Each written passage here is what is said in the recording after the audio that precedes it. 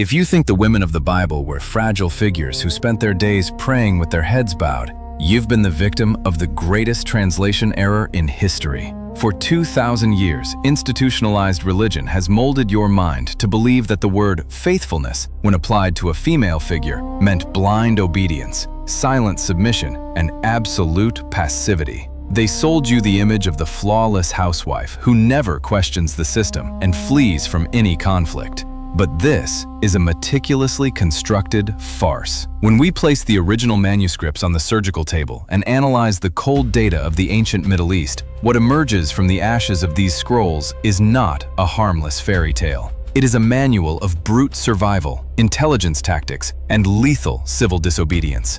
Right now, we are going to reset absolutely everything you've learned.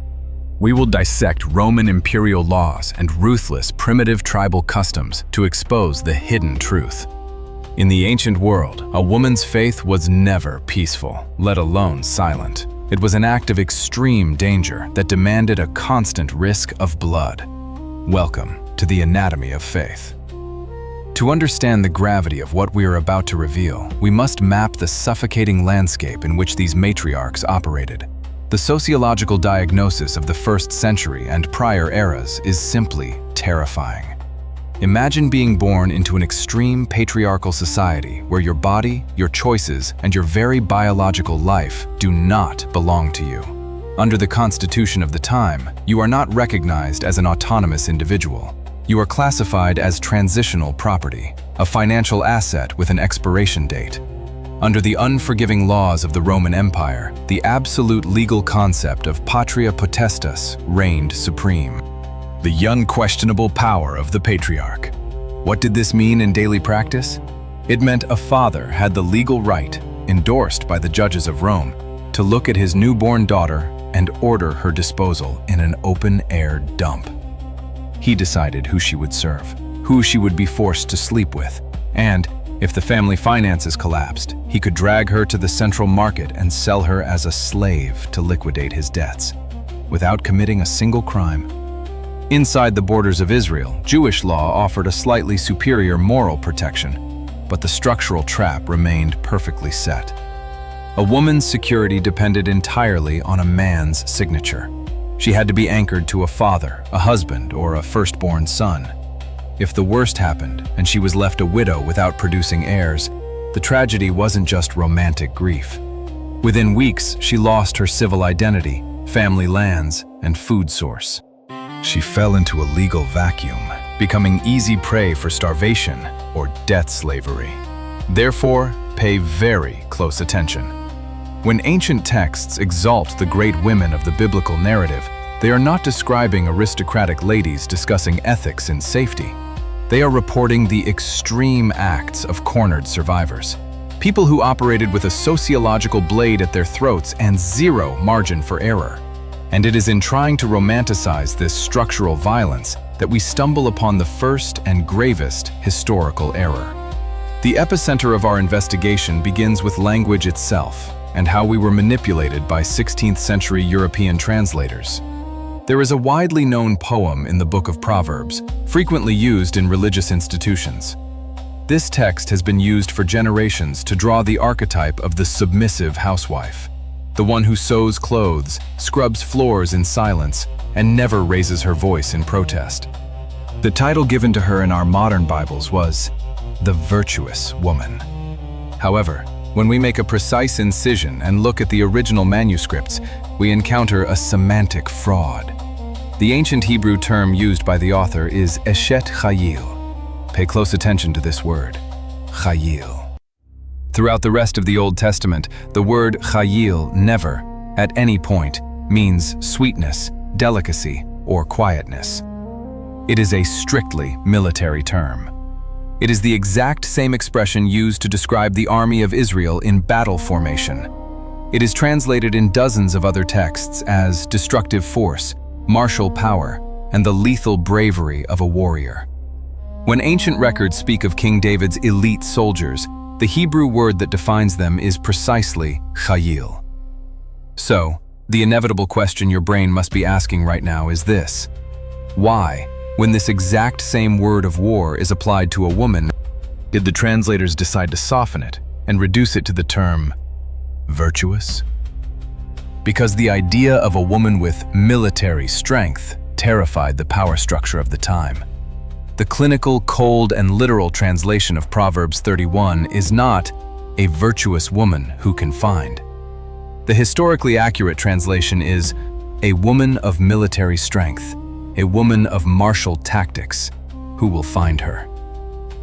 This is the hidden pattern that has been right in front of your eyes your entire life.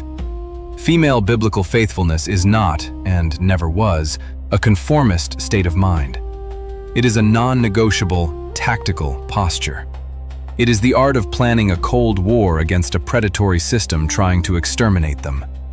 From this etymological diagnosis, every story you were told in childhood gains a new dimension, much darker and much more real. Social risk becomes the primary currency.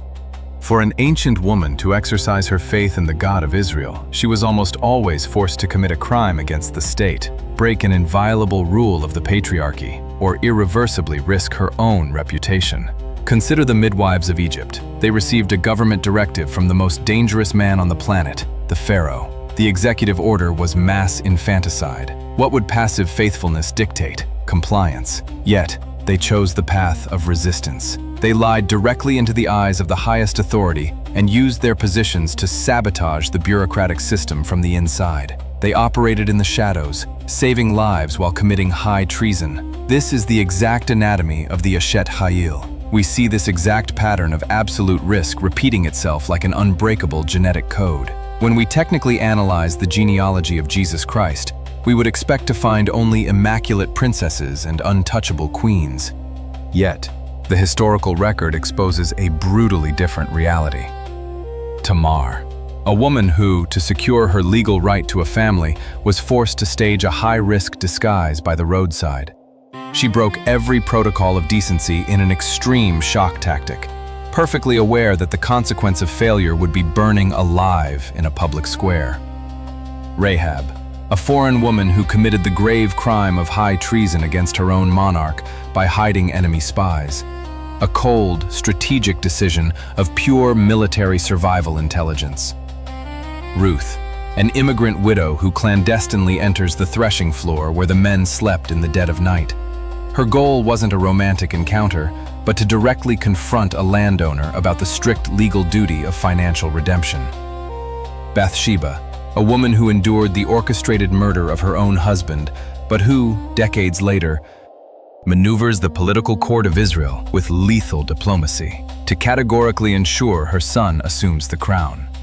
And finally, Mary, a teenager who, by accepting the burden of carrying the Messiah, signs a catastrophic social risk waiver. Her silent consent was a ticket that could have resulted in her own public execution by stoning. Can you crystal clearly see the data pattern forming before you?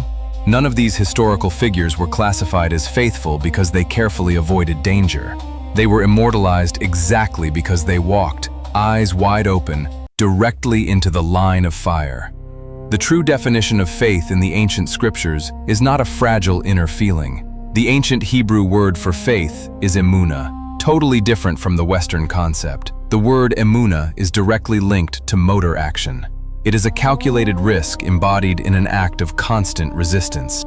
When an ancient Middle Eastern woman decided to operate under the principle of Emunah, she was looking coldly at the oppressive map of her material reality.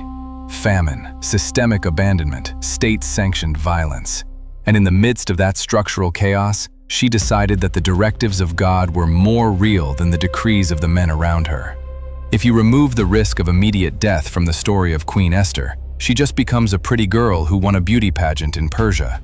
But apply the historical context, and the reality shifts. Persian laws categorically dictated that anyone who entered the imperial throne room unsummoned would be summarily executed.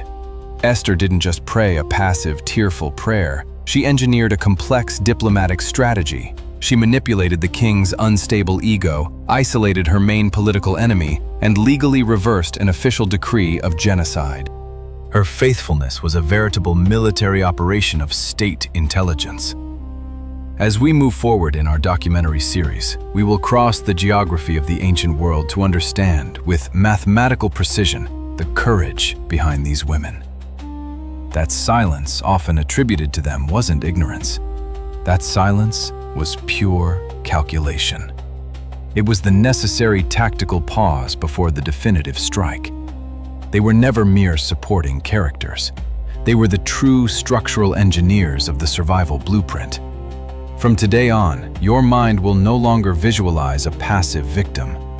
Your mind will read the word Chayil, the woman of martial force. The relentless strategist who faced the fury of an empire using only her bare hands and an extraordinary intelligence. This was just our fundamental diagnosis. Now that we have clearly mapped the laws of oppression, it's time to open our first classified case study file. We must return directly to the impenetrable walls of Jericho. The complete confidential dossier on Rahab's intelligence strategy is already available on your screen. I'll meet you there, on the other side of the wall.